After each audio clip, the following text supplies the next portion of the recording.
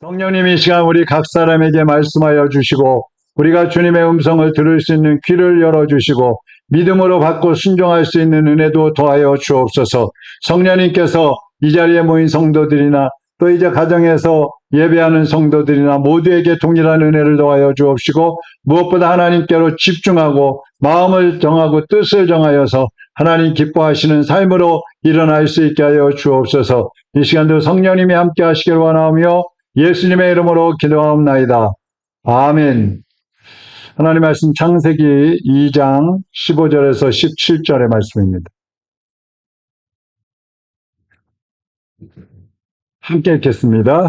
여호와 하나님이 그 사람을 이끌어 에덴 동산에 두어 그것을 경작하며 지키게 하시고 여호와 하나님이 그 사람에게 명하여 이르시되 동산 각종 나무의 열매는 내가 이물의 먹되 선악을 알게 하는 나무의 열매는 먹지 말라.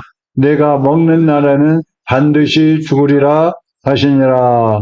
아멘. 오늘부터 이제 새로운 말씀을 전하려고 합니다. 이제 로마서는 지난번에 끝났고 오늘부터는 하나님 나라 관점에서 본 성경 이런 큰 주제를 가지고 말씀을 전하겠습니다. 신구약의 말씀의 핵심들을 전하고 또 창세기부터 요한계시록까지 각 권에서 하나님 나라 관점으로 각 성경을 어떻게 볼 것인가 이런 부분들을 말씀을 드리려고 합니다. 오늘은 이제 첫 번째 시간으로 제목이 백성, 땅, 주권입니다. 한번 따라해 보겠습니다. 백성, 땅, 주권. 자, 이것은 한마디로 하면 나라예요, 나라. 나라의 요소들인데, 자, 여러분 성경을 왜 읽고 왜 배워야 하죠? 여러분 성경을 왜 읽으세요? 또 왜 배우세요? 하나님 뜻을 알기 위해서. 또요. 진리의 말씀이 어떻다고요? 진리의 말씀이기 때문에, 네. 그러니까 어떤 사람들은 지식을 쌓기 위해서 성경을 읽는 사람들이 있어요. 또 도덕적인 교훈을 얻기 위해서 성경을 읽는 사람도 있어요. 그러니까 교회 안 다니는 사람들이 막 있고 절에 있는 분들도 읽고 막 그러죠. 또 마음의 수양을 쌓기 위해서 성경을 읽는 사람도 있습니다. 근데 그런 것들은 다 잘못된 거예요. 잘못된 접근이에요. 성경을 읽고 성경을 공부하는 가장 중요한 목적은 하나님이 계시하신 복음을 이해하기 위해서요. 뭐요? 복음을 이해하기 위해서. 하나님이 우리에게 주신 복음을 이해하기 위해서. 복음이 무엇이냐? 이걸 깨닫기 위해서 성경을 읽고 성경을 공부를 해야 되는 거야. 하나님께서는 자연 만물을 통해서 하나님이 어떤 분이신지 보여주셨어요. 그걸 일반 계시라고 하죠. 근데 그것뿐만 아니라 확실한 구원의 복음이 무엇인지 특별 계시를 통해서 우리에게 보여주셨어요. 그 특별 계시가 뭐죠? 성경이에요, 성경. 성경을 통해서 더 확실하게 보여주셨단 말이에요. 그래서 구원의 복음을 확실히 알기 위해서는, 구원의 복음을 확실히 깨달으려면 성경을 반드시 읽어야 하고 성경을 배워야 된단 말씀입니다. 성경을 떠나서는 구원의 복음을 어디서도 접할 수 없어요. 근데 막 요즘에는 뭐 다원주의라고 그래갖고 기독교에만 구원이 있는 게 아니라 뭐 불교에도 있고 뭐 가톨릭에도 있고 뭐 통일교에도 있고 모든 종교에 다 구원이 있다 그래갖고 종교를 통합하자 막 이런 운동을 하고 있잖아요 지금. 기독교도 거기에 그냥 막 동조해가지고 많은 교단들이 종교를 통합한다고 막 그러고 있어요. 이게 정말 잘못된 거야. 근데 성경을 우리가 배울 때에도 확실한 주제를 중심으로 해서 배워야지 복음을 제대로 깨달을 수가 있어요. 확실한 주제. 그래서 성경을 읽는 목적은 뭐라 그랬어요? 아까 복음을 이해하기 위해서라 그랬어요. 근데 복음을 이해하기 위해서는 성경을 읽을 때 하나님 나라 관점, 하나님의 나라는 어떤 나라냐? 성경에서는 하나님 나라에 대해서 어떻게 말씀하고 있느냐 이런 관점에서 보면 좋고요. 또 한 가지는 구속사적, 구원에 대해서 하나님은 어떻게 말씀하시느냐. 이런 관점에서 성경을 보면 좋습니다. 그래서 오늘부터 이 구속사는 이제 나중에 하고 오늘부터는 수요일마다 하나님 나라 관점에서 성경을 어떻게 볼 것이냐. 이런 부분을 쭉 말씀을 드려보려고 합니다. 수요일 날 시작하신 분들은 빠지지 마시기 바랍니다. 중간에 빠지면 이가 빠진 거하고 똑같아요. 예, 지퍼를 막 올렸다 내렸다 할 때 중간에 이가 빠지면 어떻게 돼요? 가다가 그냥 지퍼가 쑥 빠져버리죠? 네, 똑같은 거예요. 그 저는 옛날에 그랬던 것 같아요. 신학교 가기 전부터도 어떤 성경을 시리즈로 교회에서 뭐 설교를 한다. 그러면 그거 빠지지 않으려고. 그 빠지면 뭔가 찜찜해. 그러니까 그거 안 빠지려고 항상 그냥 그 예배 시간을 지켰던 그런 생각이 납니다. 여러분이 학교 다닐 때에 나라를 구성하는 3대 요소가 있다는 거 배웠을 거예요. 나라를 제대로, 나라가 구성이 되려면 뭐가 있어야 돼? 세 가지가 있어야 돼. 첫째, 국민.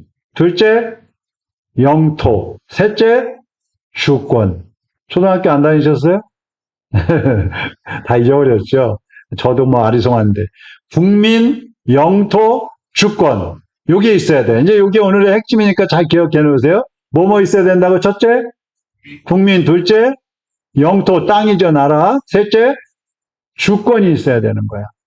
자, 마찬가지로 하나님 나라도 마찬가지예요. 하나님께서 택하신 백성이 있어야 되고 하나님이 주신 땅이 있어야 하고 하나님의 주권, 하나님의 통치가 이루어지는 곳이어야 온전한 하나님의 나라가 되는 거예요. 하나님이 택하신 백성이 있어야 되고 하나님이 주신 땅이 있어야 되고 하나님의 주권이 인정되어야 그곳이 하나님의 나라라고 하는 거예요. 여러분이 성경을 읽을 때 이런 관점에서 하나님 나라 관점에서 이제 성경을 보면 성경에마다요 다 백성이 있고 땅이 있고 하나님의 주권이 강조되어져 있다는 것을 알 수가 있을 거예요. 한번 이제 앞으로 성경을 읽을 때 창세기에서부터 쭉 읽을 때 한번 그것을 중점으로 해서 보세요. 여기서 하나님의 백성은 누구인가? 여기서 하나님이 주신 땅은 무엇인가? 어디인가? 여기서 하나님의 주권은 어떻게 인정이 되어야 하는가? 이거 쭉 한번 생각을 하면서 읽어보세요. 자, 예를 한번 들어볼게요. 오늘 우리가 아까 읽었던 창세기 있잖아요. 성경의 첫 번째 권인 창세기. 이 창세기를 보면 아담 하와가 태초에 하나님이 천지 만물을 창조하신 다음에 아담 하와를 창조하시고 에덴 동산에서 살게 하셨어요. 자, 여기서 하나님의 백성은 누구예요? 네? 아담 하와죠. 그럼 여기서 하나님이 주신 땅은 어디예요? 에덴 동산이죠. 자, 그럼 여기서 이제 하나님이 한 가지 명령을 하시죠. 너희는 선과 악을 알게 하는 나무의 과실을 따먹지 말아라. 이것이 뭐냐면 하나님의 주권인 거예요. 주권. 하나님 말씀에 하나님의 통치에 순종하라 이 말씀이에요. 자, 그런데 보세요. 아담 하와가 하나님의 주권을 인정하지 않고 선악과를 따먹어 버렸어요. 하나님 먹지 말라고 하셨으니까 하나님의 주권을 통치하심을 인정하면 따먹지 말아야 되잖아요. 근데 뱀의 유혹에 빠져가지고 선악과를 따먹어 버렸단 말이에요. 하나님의 주권을 인정하지 않아 버린 거예요. 그 결과 어떻게 됐어요? 선악과 따먹고 어떻게 됐어요? 에? 에덴 동산에서 쫓겨나 버린 거예요. 하나님이 주신 땅에서 쫓겨나 버린 거예요. 이걸 대입하면은요, 우리의 삶의 현장에서도 마찬가지인 거예요. 이따 말씀드리겠지만, 우리가 삶의 현장에서 하나님이 주신 복이 있단 말이에요. 하나님이 주신 지역이 있고 땅이 있다, 영역이 있단 말이에요. 근데 하나님의 주권을 인정하지 않으면 거기에서 쫓겨나 버리는 거예요. 누릴 수가 없다는 말이에요. 그래서 구약 전체를 하나님의 나라 관점으로 이렇게 보게 되면 이스라엘이라는 하나님의 백성들이 있어요. 구약 전체를 보면요. 이스라엘이라는 하나님의 백성들이 있어요. 그 다음에 하나님이 주신 땅이 있어요. 그 땅이 어딜까요? 가나안이죠, 가나안.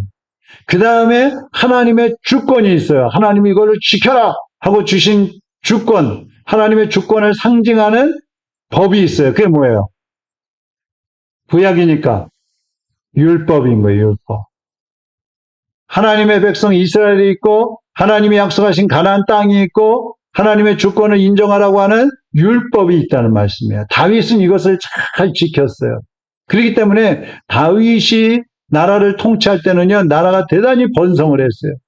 근데 다른 왕들은요, 솔로몬을 비롯해서 다른 왕들은요, 하나님의 주권을 인정하지 않았어요. 불순종을 했어요. 그러다 보니까 결국은 북쪽 이스라엘도 남쪽 유다도 다 망해버린 거예요. 다 망해버렸어요. 지금 구원받은 여러분이 하나님 나라의 백성이에요. 아멘? 하나님 나라의 백성. 여러분이 하나님 나라 백성이, 택함받은 백성이란 말이에요. 그렇다면 택함받은 여러분에게 주어진 땅은 어디일까? 하나님이 우리에게 주신 땅은 어디일까요? 어디라고 생각하세요? 예? 어디요? 대한민국? 크게도 잡았네. 대한민국 여러분 땅이에요. 로덴교회.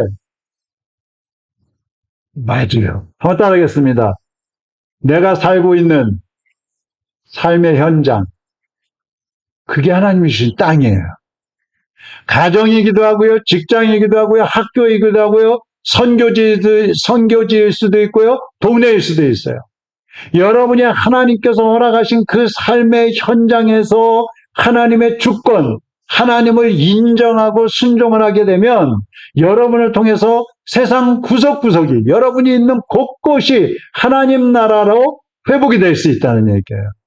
그러니까 가정에서 여러분이 하나님의 주권을 인정하면 여러분의 가정이 하나님 나라가 되는 것이고, 여러분의 직장에서 하나님의 주권을 인정을 하면 그 직장이 여러분 때문에 하나님 나라가 될 수 있는 거고, 여러분이 어떤 공동체에 들어가서 활동을 하는데 거기서도 하나님의 주권을 인정하면 거기가 하나님 나라가 될 수 있는 거란 말이에요. 그럼 반대로 가정이든 직장이든 교회든 어디서든지 하나님의 주권을 인정하지 않고 불순종하고 내 마음대로 내 고집대로 내 지식대로 살아가면 하나님의 나라가 세워질 수 있어요, 없어요? 없다는 거예요. 깨져버린다는 얘기예요. 오늘날 세상에 많은 그리스도인들이 퍼져 있잖아요. 전 세계에 퍼져 있잖아요. 수십억의 그리스도인들이. 그러나 세상이 변하지 않아요. 세상이 변하질 않아요. 우리나라에도 지금은 뭐 정확히는 안 나와 있습니다만 기독교가 뭐 25%다 뭐 30%다 20%다 막 그러는데 나라가 바뀌질 않아요. 비리가 점점 많아지고 죄가 점점 많아지고, 예? 얼마나 불의가 많은지 몰라요. 왜 그럴까요? 성도들이 하나님의 주권을 인정하지 않는 거예요. 불순종하기 때문에 그런 겁니다.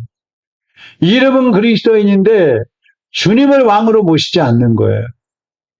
그리스도인이라고 하면서 하나님 말씀에 순종을 안 하는 거예요. 그러니까 세상이 변하지 않는 거예요. 내가 있는 곳, 여러분이 계신 곳도 바뀌지 않고 있다면 다른 사람 탓할 게 없어요. 내가 하나님께 온전히 순종하지 않기 때문에 그런 거예요. 1904년에 영국 웨일즈라는 도시에 큰 부흥이 일어났어요.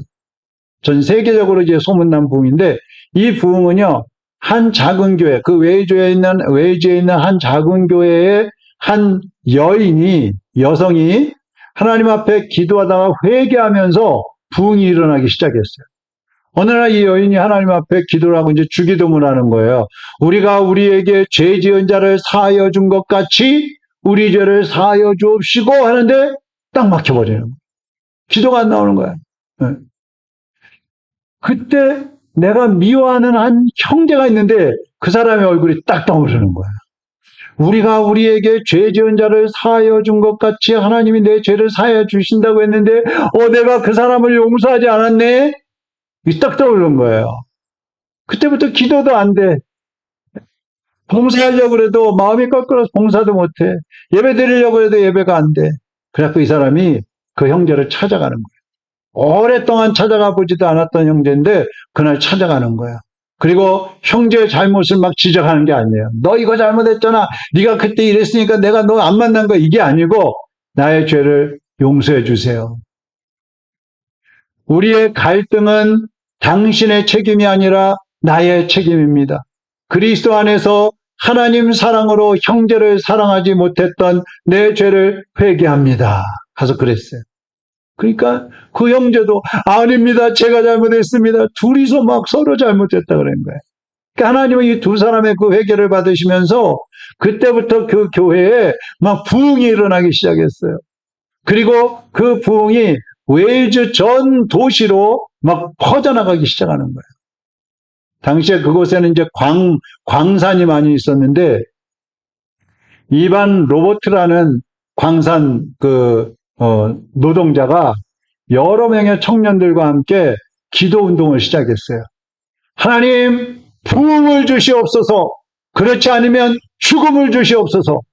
야, 부흥을 주시옵소서. 그렇지 않으시려면 죽음을 주시옵소서. 이러면서 회개하면서 이 청년 몇 명이서 막 전심을 다해서 기도하는데 성령님이 막 불같이 역사를 하는 거예요. 그러니까요, 술집이 텅텅 비었어요. 동네 당구장이 텅텅 비었어요. 극장이 텅텅 비었어요. 경마장이 텅텅 비어버렸어요. 그러다 보니까 유치장도 텅텅 비어가지고 경찰들이 할 일이 없어져 버렸어요. 조선소가 하나 있었는데 직공들이 막 몰래 물건을 훔쳐가는 거예요. 못 사니까. 근데 막 회개가 일어나니까 훔쳐갔던 물건을 도로 가져오는 거예요. 그래갖고 그 조선소에 그 도로 가져온 물건을 쌓아놓기 위해서 창고까지 만들 정도로 이런 막 회개 역사가 일어난 거예요. 예. 불만이 가득했던 광부들이 이제 막 정부에 불만이 있고 막 그랬던 사람들이 석탄을 이제 캐가지고 석탄 차에다 싣고 당나귀가 이제 끌고 다니는데 화가 나니까 맨날 당나귀를 막 때리는 거예요. 회초리가지고. 이놈의 새끼 똑바로 안 해? 똑바로 안 가? 괜히 막 거기다 화풀이를 하는 거예요. 그런데 막 회개가 일어나니까 당나귀 앞에서 찬송을 부르면서 당나귀를 끌어안고 너는 내 형제야. 넌 내 자매야. 그 당나귀까지 성령이 충만한 거예요. 그냥. 한번 붕이 일어나면 이렇게 일어나는 거예요. 놀라운 붕이 일어나는 거예요. 왜 이렇게 붕이 일어나요? 하나님의 주권을 인정하기 때문에 그런 거예요. 하나님의 주권을 인정하기 때문에. 마태복음 4장 17절 보세요. 예수님이 처음 복음을 전하실 때 하신 말씀이죠. 같이 한번 읽어보겠습니다. 이때부터 예수께서 비로소 전파하여 이르시되 회개하라 천국이 가까웠느니라 하시더라. 그러니까 하나님의 나라는 죄가 없어야 돼요. 죄가 있으면 거기는 하나님 나라가 아닙니다. 그 죄가 없다는 말은 불순종이 없어야 된다는 얘기예요. 100% 순종이 있어야 거기가 하나님 나라인 거예요. 그래서 예수님은 첫 번째로 회개하라 천국이 가까웠느니라. 죄를 회개해야 너희가 천국을 맞이할 수 있다. 천국에 들어갈 수 있다. 그렇게 선포를 하시는 겁니다. 이때 천국이 누구예요? 회개하라 천국이 가까웠느니라 할 때 그 천국이 누구예요? 예수님이에요. 예수님. 예수님이 가까이 오셨으니까 너희들 회개하고 나를 영접해라 이 말씀이에요. 여러분 우리 속에 죄가 있으면은요 예수님 영접도 잘 안 돼요. 예수님 영접하고 죄 짓고 살아보세요. 얼마나 마음이 깨름직해요. 정말 예수님이 영접했다면. 그러니까 죄를 지으면서 살 수가 없는 거예요. 바라기는 오늘 말씀을 듣는 여러분 모두가 하나님의 주권을 온전히 인정하고 순종하는 삶을 살아서 하나님 나라를 세워가는 행복한 주님의 일꾼들이 되시기를 바랍니다. 이게 하나님 나라의 첫 번째예요. 그 다음에 두 번째로 오늘 말씀드릴 게 언약이라는 거, 언약. 보통 언약 그러면 약속이라고 생각하죠, 약속. 근데 약속하고 언약하고는 좀 달라요. 언약은 단순한 약속이 아니고 일종의 계약이에요. 계약. 성경의 언약을 보면 성경에서 말씀하는 그 언약, 이제 구약에 보면 언약이 많이 나오는데 이 언약을 알려면 고대 근동 지방의 문화와 풍습을 알아야 이 언약이 제대로 이해할 수가 있어요. 근데 이 고대 근동 지방에서는요, 개인과 개인이 이제 약속을 하거나 아니면 국가와 국가가 조약을 할 때에 이 언약을 세웠다고 합니다. 그 창세기에도 보면요, 아브라함과 그랄의 왕이었던 아비멜렉, 그러니까 아브라함과 아비멜렉이 조약을 맺어요. 언약이라 그러죠, 언약. 이것은 우리 자손들에게 평화를 가져오도록 우리 서로 싸우지 말자. 이러면서 조약을 맺는 거예요. 또 요나단과 다윗 있죠. 다윗과 요나단. 이 두 사람도 서로 우리의 후손을 지키고 보호하자 그러면서 언약을 세웁니다. 그래서 이 언약은 조약이라는 이 풍습에서 나왔다는 것을 먼저 우리가 이해를 해야 돼요. 그럼 언약의 목적은 뭐냐? 왜 우리가 서로 언약을 세우느냐 하면 쌍방 간의 새로운 관계를 맺는 거예요. 언약이라는 건 당신과 나와의 새로운 관계를 시작합시다. 그 다음에 서로 지켜야 할 조건들을 합의하면서 지속적으로 평화를 누리자고 하는 것이 언약인 것입니다. 좀 딱딱하죠? 이 성경에서 언약이 중요한 이유가 있어요. 그것은 하나님께서 구원의 복음을 우리 인간들에게 주시기 위해서 언약을 사용을 하셨어요. 언약을. 그래서 성경에 보면 언약이라는 말이 많이 나와요. 하나님을 복음을 계시하시는데 우리에게 이제 구원의 복음을 주시는데 하나님의 언어, 천국의 언어로 말씀을 하시면 사람들이 알아들을 수가 있어요, 없어요? 알아들을 수가 없어요. 그렇기 때문에 인간들이 알아들을 수 있는 그런 언어와 그런 풍습을 사용해서 복음을 계시해 주시는 거예요. 그 언어가 뭐냐면 바로 히브리어예요. 구약에서 첫 번째로 성경이 쓰여진 게 히브리어잖아요. 이 히브리어를 선택을 하셨고 당시 이스라엘 주변에서 이루어지던 그 계약, 그 조약, 그 풍습을 따라서 구원의 복음을 이제 우리에게 약속으로 계시해 주시는 겁니다. 그러면 성경의 언약이 하나님 나라와는 또 어떻게 관계가 있느냐? 우리가 하나님 나라 관점으로 성경을 본다 그랬잖아요, 지금. 그 하나님의 나라하고 언약하고 어떤 관계가 있느냐면 성경 전체가 하나님과의 언약 문서라고 그럽니다. 큰 문서죠. 하나님과 우리 인간 사이에 맺어진 언약 문서. 이 언약에는 여러 가지 요소들이 있는데 크게 세 가지의 요소가 있어요. 첫째는 쌍방 간에 두 당사자가 관계를 맺는 거예요. 그러니까 하나님과 우리 인간들이 관계를 맺는 거예요. 새로운 관계를 맺는 거예요. 그게 언약이에요. 두 번째, 서로 선물을 주는 거예요. 하나님이 우리에게 선물을 주시고 우리가 하나님께 선물을 드려야 돼요. 그 다음에 세 번째는 서로 간에 지켜야 할 조건이 있어요. 조건. 이게 언약의 3대 요소예요. 첫 번째는 관계를 맺고 두 번째는 선물을 주고 세 번째는 조건을 제시하는 거예요. 근데 하나님과 인간의 이 인간 사이의 언약은요, 쌍방 간의 언약이 아니에요, 사실은. 성경을 보면 하나님이 일방적으로 우리에게 언약을 주셔요. 그게 뭐냐 하면 하나님이 먼저 이스라엘을 찾아오셨죠. 인간이 하나님을 찾아가지 않았어요. 하나님이 먼저 우리를 찾아와서 관계를 맺으시는 거예요. 그리고 우리에게 땅을 선물로 주신다는 거예요. 땅을 선물로. 가나안을 주시겠다 그랬죠. 그리고 하나님의 율법을 또 우리에게 주신 거예요. 그러니까 다 일방적으로 주신 거예요. 그래서 구원받는 거는 우리 쪽에서 한 건 아무것도 없고 전적으로 하나님이 우리에게 주신 은혜로 구원을 받는 겁니다. 이게 약속이에요. 그러니까 하나님은요, 우리 인간 쪽에서 하는 게 없는데도 불구하고 내가 너희들의 왕이 되어줄게. 너희들이 내 말만 잘 들으면 내가 너희들에게 복 줄게. 내가 너희들 구원해 줄게. 너희들 이렇게 해. 그러면서 하나님 쪽에서 다 이제 관계 설정도 하시고 선물도 주시고 또 조건도 제시하시고 그러면서 우리에게 다 보여주신 거예요. 따라오기만 하면 되는 거예요. 그래서 사실은 얼마나 이 은혜가 감사한 겁니까? 근데 사람들이 이걸 모르고 마치 내가 뭐 하나님 앞에 뭔가를 하는 것처럼 봉사 조금 하면 내가 하나님을 위해서 막 한가한 것 같고 헌금 좀 했으면 내가 뭐 그냥 주님을 위해서 뭔가 한 것처럼 막 의시되고 교만하고 깎이죠. 내가 너희 주인이 되어줄게. 내가 너희의 왕이 되어줄게. 내가 너희를 책임져 줄게. 너희는 나에게 순종만 하거라. 할렐루야. 시편 105편 10절 한번 보겠습니다. 여기 언약이라는 말이 나와요. 시편 105편 10절 같이 한번 읽어보죠. 야곱에게 세우신 율례 곧 이스라엘이 하신 영원한 언약이라. 그러니까 이 구약 성경은 하나님과 이스라엘 간에 세워진 영원한 언약이라 그랬어요. 이 언약은 누가 주셨어요?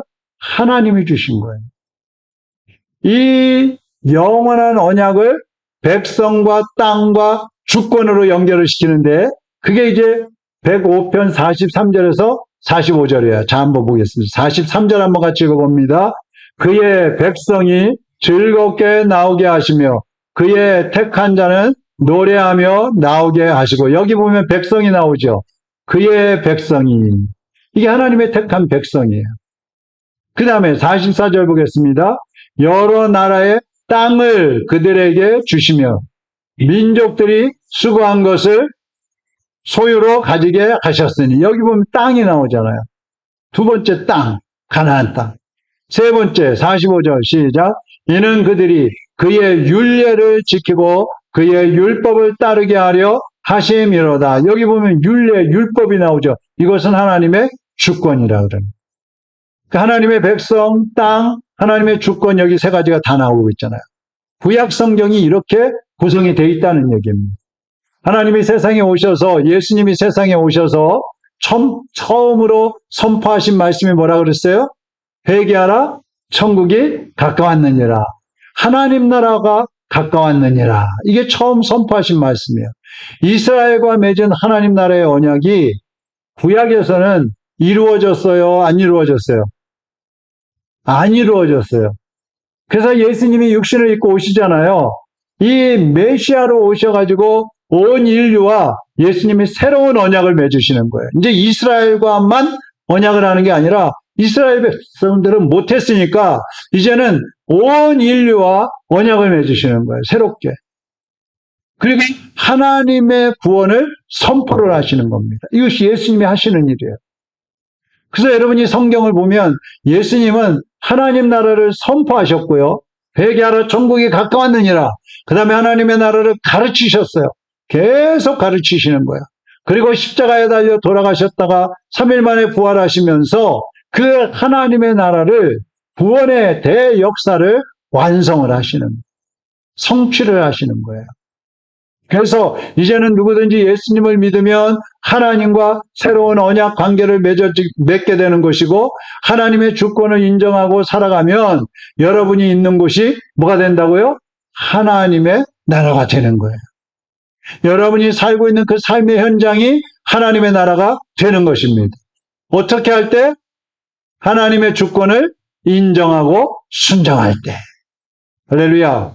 여러분, 한번 꿈을 가져보세요. 내가 관계하고 있는 공동체, 내가 살고 있는 공간, 내가 존재하는 이 가정, 직장, 삶의 현장, 여기를 내가 하나님의 나라로 한번 바꿔보리라. 변화시켜보리라. 세워보리라. 한번 꿈을 가져보세요.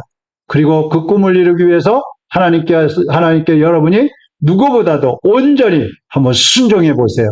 그럼 하나님 여러분을 통해서 놀라운 하나님 나라를 회복시키는 그러한 역사를 이루어 가실 줄로 믿습니다. 기도하겠습니다. 하나님 아버지 감사합니다.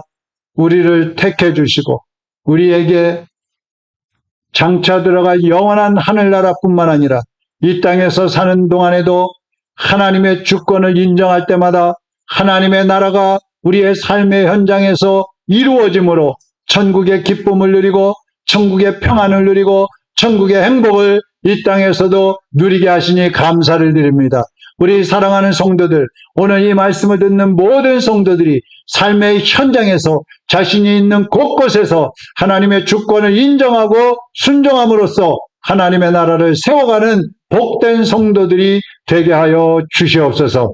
이제는 우리 주 예수 그리스도의 은혜와 하나님 아버지의 극진하신 사랑하심과 주님의 나라를 세워가기를 소원하며 꿈꾸는 모든 성도들에게 성령님의 감화 감동 위로 충만 역사하심이 이제로부터 영원토록 함께 있을지어다. 아멘.